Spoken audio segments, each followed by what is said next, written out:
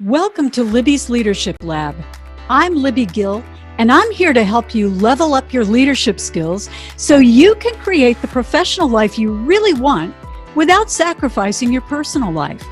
I've been guiding women executives and entrepreneurs for more than 30 years. First, as a C-suite corporate exec, heading communications at 3 major Hollywood studios, and now as a business owner and leadership coach.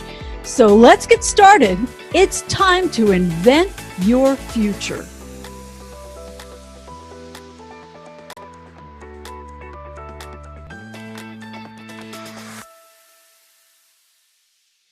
Welcome, everybody. I am so glad you're here today because my guest is a fellow named Jason Cutter who has an absolutely unique approach to both leadership and, more specifically in his world, to sales.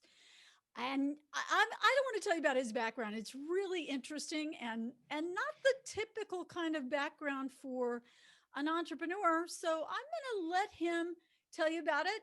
And then we're going to jump into some leadership questions. So welcome, Jason. Thank you so much for being here. Thanks for having me, Libby. And yeah, it's definitely been an interesting journey. I'm not sure where to even start. Oh, you got to start with the sharks. Okay. Um, yeah. So, I mean, I think that the punchline, which is interesting, is that I'm a consultant and coach, and I focus on sales people and sales teams and sales leadership. Yeah, my bachelor's degree is in marine biology. I went to UC Santa Cruz. I tagged sharks for years in and around Santa Cruz, Monterey Bay, including great white sharks.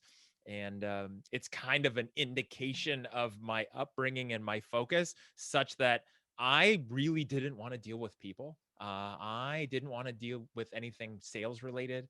I remember when I got a job at a restaurant, I only wanted to be a busser because I didn't want to deal with hungry people as a server. Like that was a terrible idea to me. It turned out I was a really good server, but I just really repelled that thought such that I would rather tag great white sharks than deal with people as a possible career choice. Yes, okay, I can see that. Back in my entertainment days, and that's where I came from. I remember somebody on my team, and we called all of our television stars the talent. I mean, that's how Yeah. they're called. You know this because you are an amazing podcast host and you are the talent on your show. Thank you. But one of my team members used to say, "Don't make me deal with the talent." He would do anything in terms of writing or anything that did not deal with the people. Yeah. And yeah, it's a real art and skill to be able to deal with people. But you made a total switch. So tell us where you went from being um, a marine biologist tagging sharks and got into the business world. That whole leadership journey of your own. So for me, I was doing shark stuff voluntarily through a nonprofit organization with experience, doing tons of stuff for years. Graduated from UC Santa Cruz, great school, lots of experience. Couldn't get a job for $8 an hour scrubbing boats for Fish and Game. Late 90s, super competitive. Everybody wanted to work at SeaWorld. Everyone wanted to play with the dolphins. And literally, they gave that job to a master's student. Like you needed a master's, be working on a master's degree to wash boats for $8 an hour. And I was willing to live in my car down by the estuary and do whatever it took. And I couldn't get that. And I'm like, I don't know what to do next. I didn't want to go get a master's. I wasn't passionate about it. It was something I liked, but it wasn't like something like I was just driven to do. I think partially I just picked it because it was fun, but not like, okay, here's a lifelong career choice, which most people can probably relate to is you don't know what you want to do in life. You don't know where you want to be. I know in my age right now, if I look back, like I think I know what I want to be when I grow up and I'm in my 40s, but it could change. Like I'm totally okay with And that. when you're 19 or 20, that's No like, way. you don't even have a clue. And I was a late bloomer. I was a shy, awkward, only child, late bloomer, where my parents wanted me to be the first one in our whole family, extended family as well, to go to college, which Oh, I wow. supported. I just didn't know what I wanted to do. I mean, Mm. my dad was filling out applications and helping write entrance letters for me because I didn't care and I didn't know what I wanted to do. And so I wanted to do marine biology, but I just wasn't really ready. I even went to community college for a few years because I wasn't ready, and then went to transferred. And still, like most people just don't know. So that's what happened. I appreciate it. I love what I did. Sometime might be an intersection with sales, but from there, I moved to Seattle, worked at Microsoft for a couple years doing tech support, figured out I didn't want to do that either, and then fell into sales at 27 years old. So I'm hearing a little bit of a theme, and that is figuring out what you don't want to do, which I think is absolutely valid. Figuring Yeah. out what you don't want to do on your career path. It's nice if you get that done early. And then, so you ended up, how did you end up in sales? So all of our jobs at Microsoft got outsourced overseas to China and India. So some people may remember that it was actually done in the U.S. at one point, and then it ended up in China and India. We were the last group at in America for Microsoft, and we all lost our jobs to that. And then I was like, I don't know what to do. Family friends said, "Here's a guy. He's got a mortgage company. He's growing. It's 2002. Mortgage is hot. Real estate's hot. Show up, make a bunch of money. You don't have to have experience. They'll teach you what to do." And that's essentially what happened. I didn't know what I was doing. And fascinating enough, as I think about it, I didn't even think that was sales. I didn't equate it to a sales job and like a sales role in persuading and talking people into stuff. Like I thought I was just an order taker. I thought I was just helping people, not, selling. And that probably served you really well. And we're going to talk about your authentic persuasion in just a sec. But first, tell me, what is the best leadership or career advice you got along that journey? Does anything So stand out as somebody yeah. sort of, yeah? Yeah. So, and it's interesting because, it also falls in line with, when bad things happen, mistakes happen, issues happen. One of the biggest career advice that I got, I guess there's a couple, but I'll start with this one, which is when something bad happens that you didn't want to have happen, that's super unfortunate. Mhm. I got super depressed about a big mistake that I made, and such that my boss, the CEO, said to me, he's like, use the 5-year rule. He's like, from 5 years from now, when you look back on this, will this still be a big deal? Will this be a big deal, or was it just a learning lesson, or was it a mistake? If in 5 years from now this was not a big deal, then don't sweat it right now. Learn from it, but get over it. In 5 years, if this is still a big deal, then yeah, that's a pretty major thing that happened in your life, like a loss of a family member or a loss of a relationship. But he's like, otherwise, whatever. In 5 years, if it doesn't matter, then just let it go. 5 years seems like a little bit of a long time to get over a business mistake, though, doesn't it? Well, it's like in 5 years, when you look back, was that just a little blip? Not that Yeah. it takes you 5 years, but when you look back, is the emotion just completely Oh, gone? I see. And if Okay. so, it's like, okay, if I look, at any point in my life right now, I look back and I go, wow, at the time that seemed detrimental, but Right. right now it's like whatever. I Then, got you. So he yeah, wasn't suggesting that you sweat about it and feel guilty no, for 5 years. no, Just look back and see. Yeah, that yep, is good advice. So now let's talk about your new book. And oh, do you have a copy there you can hold up and show everybody your I new do, book? Selling yeah. with Authentic Persuasion. Transform from being a quote, a you say it for me. Transform from Order order taker to quota quota breaker. breaker. That's Yep. such a nice little poem you've got there. So, first of all, where did this idea come from? This whole idea of authentic persuasion. And then I'd love to hear. I know your book is really resonating with women, Mhm. and I have a theory about why I think that is, but I'd love to hear what your thoughts are about that. So tell us a little bit about your theory of authentic persuasion. So for me, one of the things that I have seen a lot in my own success in selling and my challenges, but my journey, and then with the hundreds and hundreds of salespeople I've seen who've gone into sales for organizations I've been at, and most like who've unfortunately left sales, is that there's the one end of the extreme, which is the madmen, boiler room, Wolf of Wall Street, manipulating tricks, salesperson, which nobody likes to buy from, nobody Right. wants to interact from with. You still do. Sometimes you have to. You don't have a choice. That's your only option for whatever you want to buy. But generally, that's what gives sales a bad name and why people don't even want to call themselves a salesperson in general, right?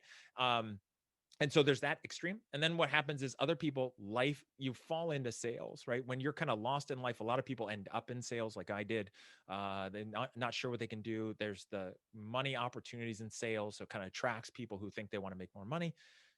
Most people don't want to be a hypocrite, so they don't like that manipulator salesperson, so they don't want to do that to other people.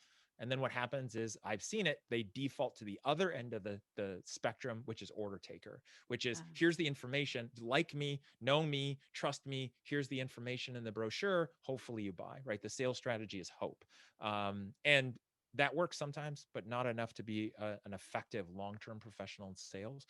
And so I wrote the book to show people that there's a really powerful space in the middle, which is being who you are, being real, bringing yourself, your strengths, your weaknesses, your experiences, knowing why you do it, why you want to help people through what you're selling, and then to persuade and help them for their benefit. That's that middle part that works really well for most people. So it's not the used car salesman stereotype on one end or the I'll just sit by and see if you want me on the other end. You've found the space in the middle where you are, in fact, selling, but it comes from a real place. And do you need to like your product or service? You know, I hear some people say there was a horrible phrase they used to use in television. And, you know, those guys are out there selling, guys and women selling shows and selling what they call double runs when you have a show that would air in the morning, like Friends, and then again at 11 o'clock. And they all, and, you know, we had some clunkers. Not every show was a hit by any stretch. And they used to say, sell it, don't smell it, which is just so icky. But tell me about that. Do you have to really be excited about what you're selling? So before you gave that story, I would generally always say yes. But really, I think the key is not so much about being excited about what you're selling, excited about what the value is to the other person and Ah, what it means for them and how it will help them get to a better place, which sometimes sounds woo woo and like, okay, but I'm just selling ad space or I'm selling copiers. Like that doesn't help someone get to a better place. But it does for a couple reasons. One is they're here and they have this problem or situation yeah. or a goal, and you can help them get there. Or, and this is what's equally important to authentic persuaders out there, is I know that if I don't sell you this ad space or this copier or this set of knives, somebody else will, and they won't care about you like I do. And I don't want to have you get ripped off or taken advantage of or buy crap you don't need from somebody else. So I want to take care of you because I want to get you to the right Because I place. care. So what that means is if I were selling ad space for TV and it was shows I didn't care about, but does it help them accomplish their goal of viewers and marketing and things, like I don't have to like the TV show. It's the vehicle to help you. That's what I care about. What are your goals? You know, I never thought about it like that, but I always thought that was a pejorative, like, oh, this show Oh yeah. really is horrible. But in fact, it's more that it doesn't matter what I think. It only matters what you think. And I'm here to help you decide on if this is what you need or not. So that makes and sense. there's a and there's a lot of people who, like, they can't uh, separate themselves from their opinions and their view of the world from the other person. So they follow the golden rule to the extreme, is treat other people like you like to be treated, and their lens can only see the world like they see it. Like, I like Friends, and so if you don't like Friends, you're wrong. And I also don't like Judge Judy, so if you do, you're wrong. And so, like, there's that kind of Yeah. dynamic. And a lot of salespeople struggle when they treat everyone like they want to be treated and they think everyone wants to be treated like they do. And that's incorrect. The platinum rule is meet people where they are, Yeah. always respect, always courtesy, always care. But you got to treat everybody different. And it's not about you. Like, maybe I don't like that show. I don't care. It's not about me. It's about you. Yeah. That's a great point because somebody really needs a new copier and they Yep. care if they're getting the quality and the price that they need that's going to serve their Yep. needs. That makes sense. Yep. So now authentic persuasion and why women love it. I think it's because a lot of women, there's a lot of nurture nature stuff, but I think Hmm. women still, there's a degree to which we don't want to feel that kind of salesy thing and want to feel, you know, there's a connection vibe and a resistance to being that kind of stereotypical pushy salesperson. So tell me about how women have reacted to you and how they've reacted to your book about being authentic and who they are when they sell. I think that's a great point. I mean, that's one, when I'm speaking to groups or I'm coaching anybody, it is the women that I work with that I think they have the most potential, the easiest, which I'll explain in a minute. And then also they are usually the ones that struggle with how to be successful in sales without crossing the line they think that you have to cross. And some of it's the nurturing part, some of it's just the general people who fall under order taker, men or women, Right. is that generally what happens is there's some point in their life, growing up or in a relationship, someone was controlling, someone was confrontational, they don't like it, right? Most people have a controlling parent and a non-controlling nurturing parent, if you want to put it in those only those two buckets. Mm-hmm. But that's usually what happens, and most people then go, I don't like being controlled, I don't like being confronted, and so I don't want to do that, and I don't want to control anybody. So that nurturing personality type says, I want to nurture and I care, I'll give you the shirt off my back, but I'm not going to control you. I don't want to tell you what to do because I hate that happening to me. And so that's where a lot of women growing up are kind of taught that, right? Or that's just part of the thing. Like, you're not supposed to go after what you want. If you do, you're aggressive. Yeah, And to right. me, what I see is, like, with this message and being an authentic persuader, is then you're taking that side, which I have several chapters on the value and the importance of actually caring. I have one chapter on telling people no that aren't a good Ah, fit, which is a weird thing in a sales book. yeah, But I right. think it's about doing the right thing and it's about nurturing and caring, but using that as a force to help people and not just sit back. Um, I think that's why it resonates really well, because it's not, the book is not, okay, so use this closing line, use this tactic. Hey, Libby, if I can show you a way to save $500 by Friday, is this something you'd be interested in? Like, Yeah, no, it's not about slick lines. It's yeah, about just being who you are. yeah. I also think, and going back to my comment a minute ago, is that for women, there's not bad movies about women salespeople. Meaning, there's no Mad Women, there's no Boiler Room Full of Women, there's no Woman of Wall Street, right? And so, Hmm. what everybody is afraid of is what's generally considered men in sales, used car salesman, right? Right. And so, that's the expectation. If I get on a phone call with somebody, instantly their guard's going to be up because I'm a guy, and Oh, we all know what guys do if they're in sales. If I'm not careful, if I do it wrong, I can trigger all those alarm bells. Like, if I call you, hey, Libby, how are you? Oh, that's great. Like, if I do that, it yeah. will freak you out.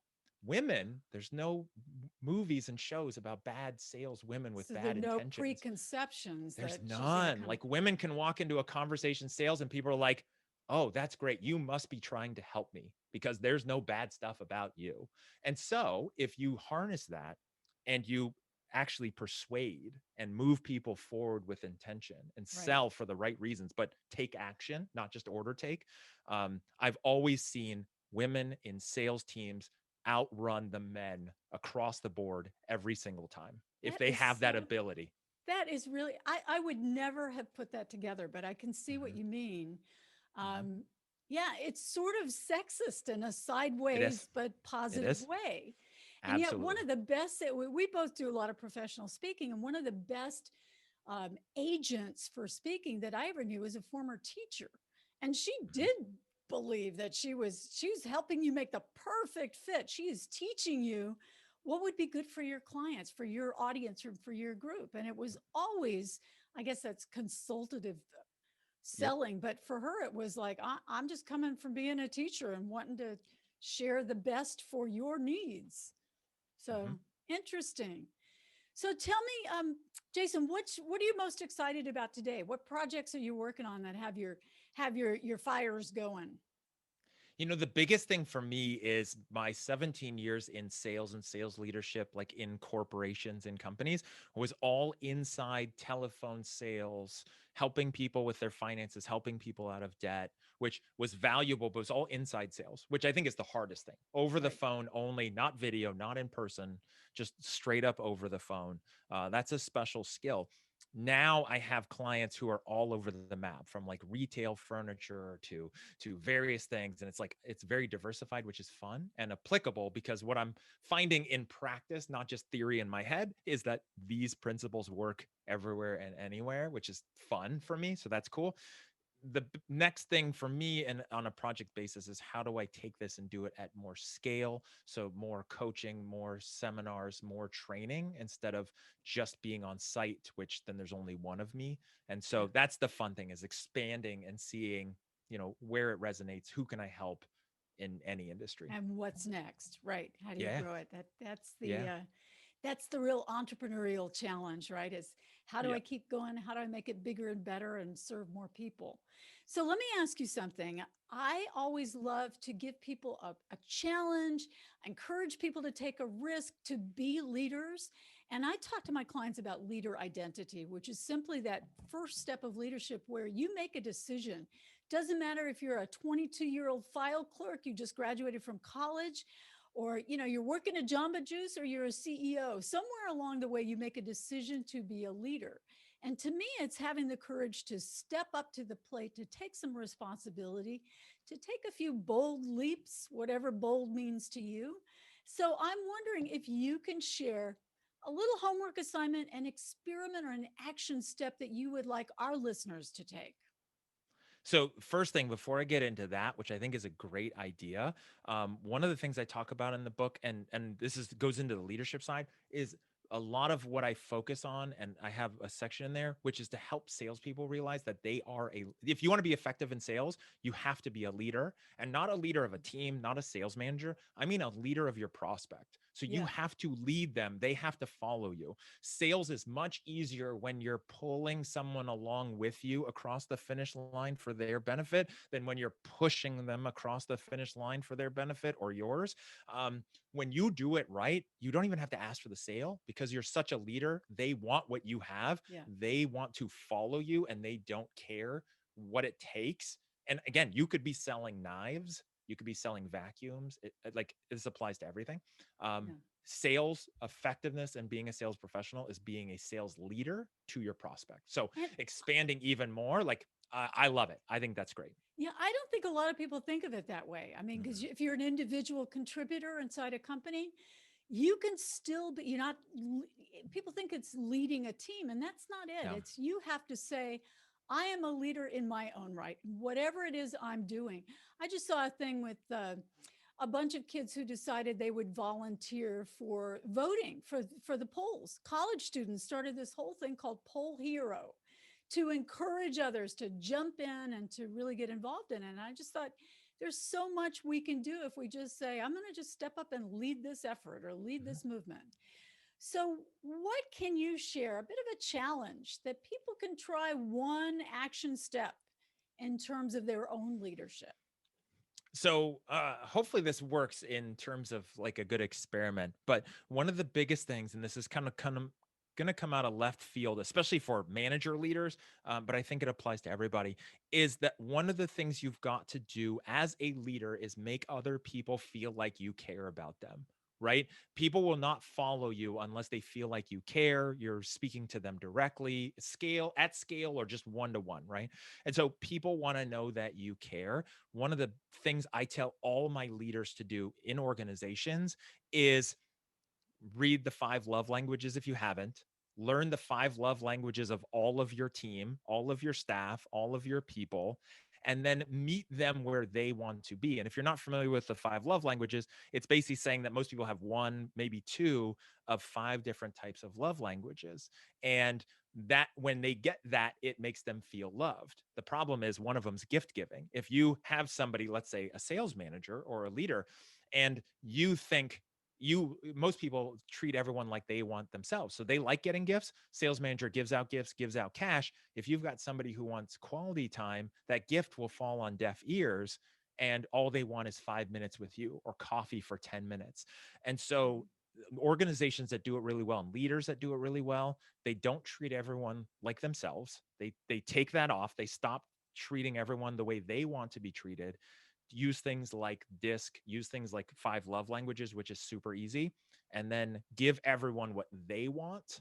and then they will follow you wherever you're going. Oh, I agree completely. In my world of communications, it's customize your communication.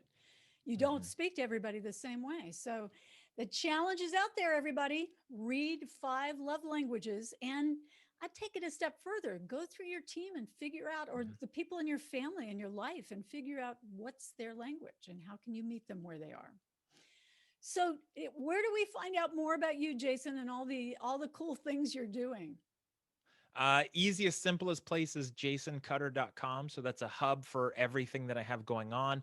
Obviously, you can go to authenticpersuasion.com for the book. I have my consulting site. I'm very active on LinkedIn. That's where I post most of my stuff. I have my podcast. But if you go to jasoncutter.com, you can find links for all of that.